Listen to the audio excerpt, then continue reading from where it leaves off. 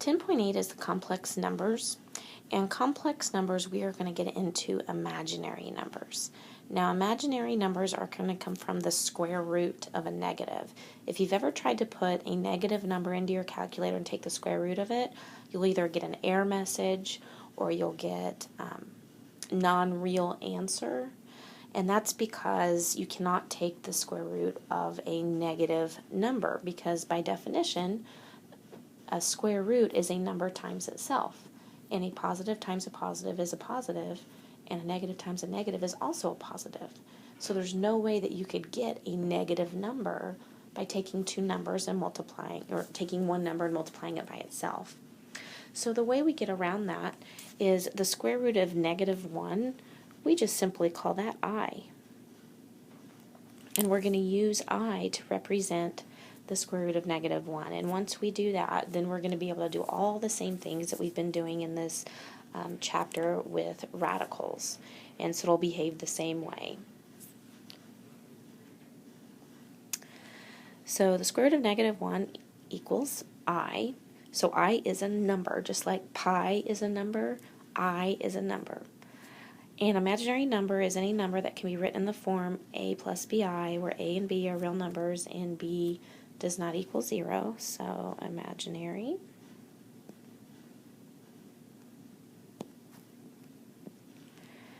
A complex number is any number that can be written in the form a plus bi, where a and b are real numbers. And the conjugate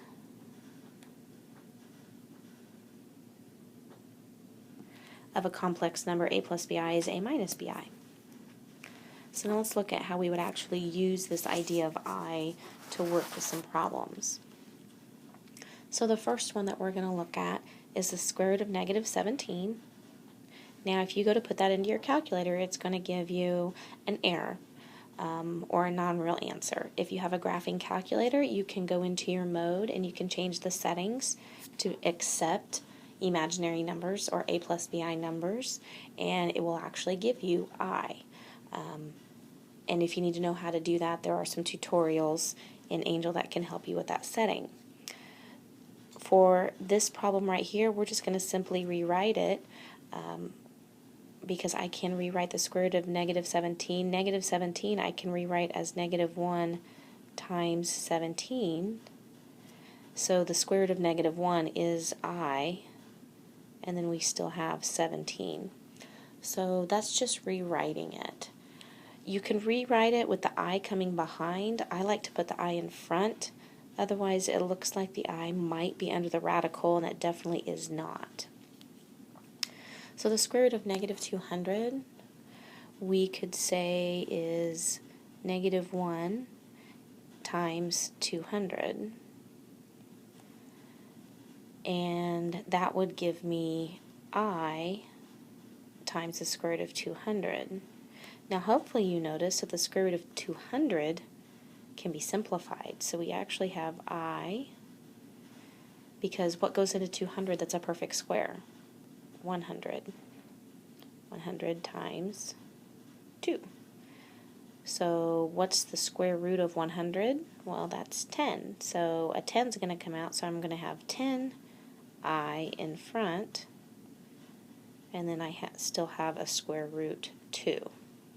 And that would be my final simplified answer.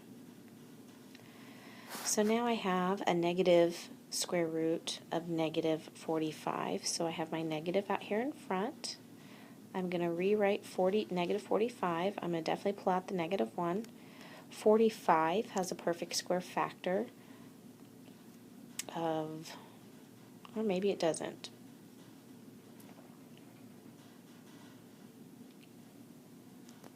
Actually 9, I believe.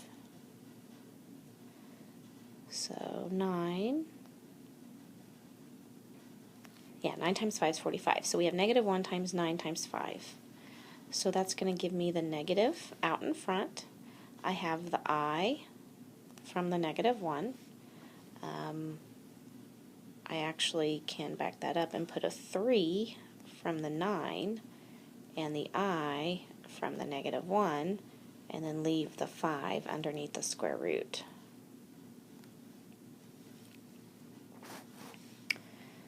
Let's look at number 9 here. We have 8 minus the square root of negative 150. Definitely the negative. Does 150 have a perfect square factor? And yes, it does.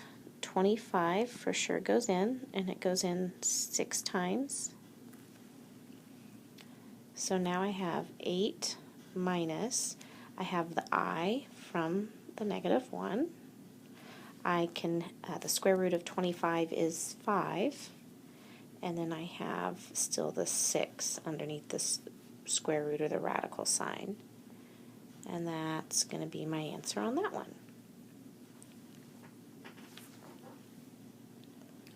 Now we're going to look at adding and subtracting complex numbers. They work just like variables and just like our other square roots have worked in the previous lesson. So when I'm adding, I'm just going to combine like terms. I have a 5 plus an 11, so that's going to be 16. I have negative or a minus 7i, and I have a plus 4i. That's going to give me a minus 3i. And that's my final answer. I can't combine the 16 with the 3i because they are not like terms. So that would be my final simplified answer. When you're subtracting, just like we've done before, just be careful with your signs. I have 3 minus 8i. I have to subtract 6 minus 2i. So subtract 6 and subtract the minus 2i, which is actually going to be 2i. You can also think of that as distributing your negative. And then now I can combine my like terms. I have negative 8i and a positive 2i, and I have a minus 6 and a positive 3. So to write it in a plus bi form, my number comes first. 3 and negative 6 is negative 3, and negative 8i plus 2i would be a negative 6i. And that would be my final answer. I can also multiply complex numbers just like I've multiplied radicals and variables in the past. So with this first one, it's 8 times I times 11 times I. So really everything's being multiplied. I can definitely multiply 8 times 11, and that's 88. And I times I is I squared. Now the one thing to remember when you're dealing with I is I equals the square root of negative 1. Well, what does I squared equal? Well, that just means that we're squaring negative 1. So if we're squaring negative 1, then what that means is when you square a square root, remember those are opposite operations, so those cancel, and you're left with just negative 1. So what that tells me is I squared actually simplifies to a number.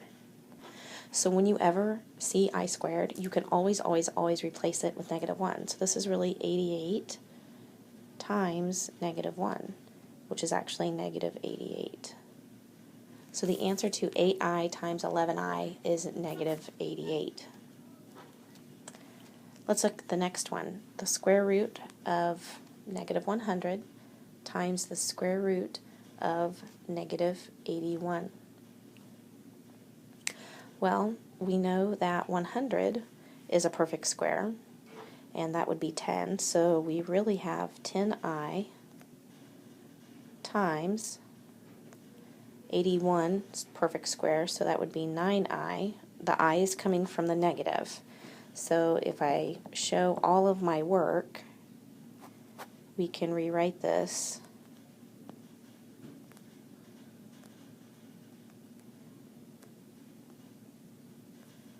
and remember, square root of negative 1 is I. The square root of 100 is 10. Square root of negative 1 is I. Square root of 81 is 9. So we're really multiplying all of these things together.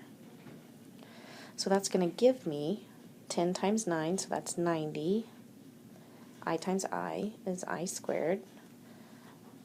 Remember that I squared is negative 1, so 90 times negative 1, so negative 90. We can also distribute with I, which is what we would have to do in this case down here at the bottom.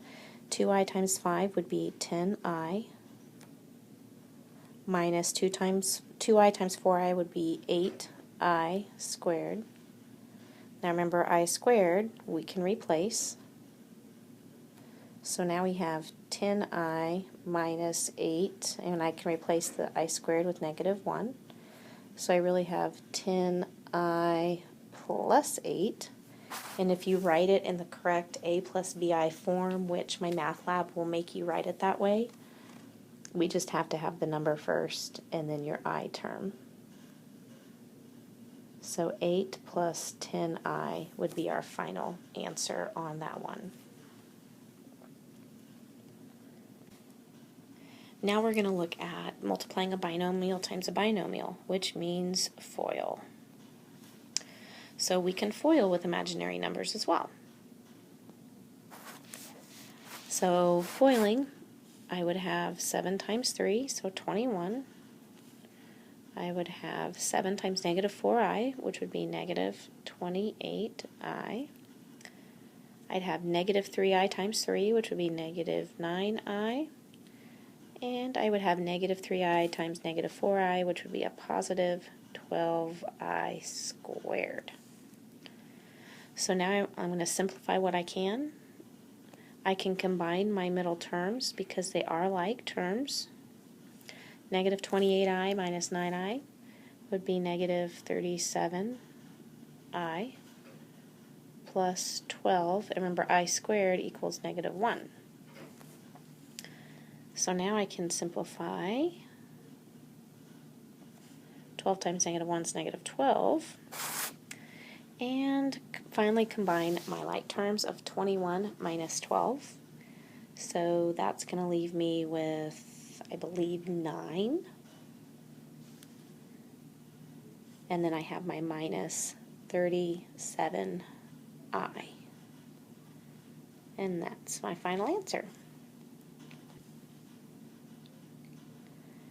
So now we have 4 minus 7i being squared. Remember that this is the same thing as 4 minus 7i times 4 minus 7i, which means I have to FOIL on this problem as well.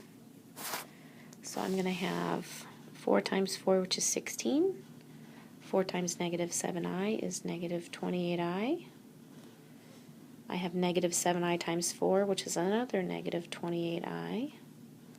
And I have negative 7i times negative 7i, which is a positive 49i squared. Start simplifying. My two middle terms I can combine. A negative 28 and a negative 28 will end up being a negative 56i plus 49 times negative 1. So now I have 16 minus 56i minus 49. And last step, when I combine my like terms, 16 and negative 49 is negative 33, and I have minus 56i. Final answer. So we've added, we've subtracted, we've multiplied through distributive, and we've multiplied with FOIL. Now we're going to divide. I have 3 divided by 2 plus I, 11 over 5i, 6 minus 5i over 2i. So I want to look at the bottom two first. They're actually a little bit easier to work with than the top one. Remember, I is a radical, so we can't have a radical in the denominator. And the easiest way to get rid of that is to create a perfect square. So on this problem, how do I get rid of an I? Well, multiply both the top and the bottom by I. That's going to give me 11i over 5i squared. Remember, I squared is actually a number. That means we no longer have a radical in the denominator. So I have 11I over negative 5. So a negative 11/5 I would be my final answer.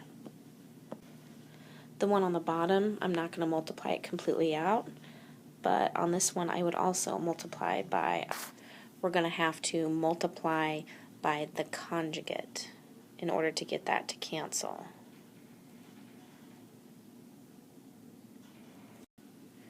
So in my numerator, I'm actually going to have to distribute, and in my denominator, I'm going to have to FOIL.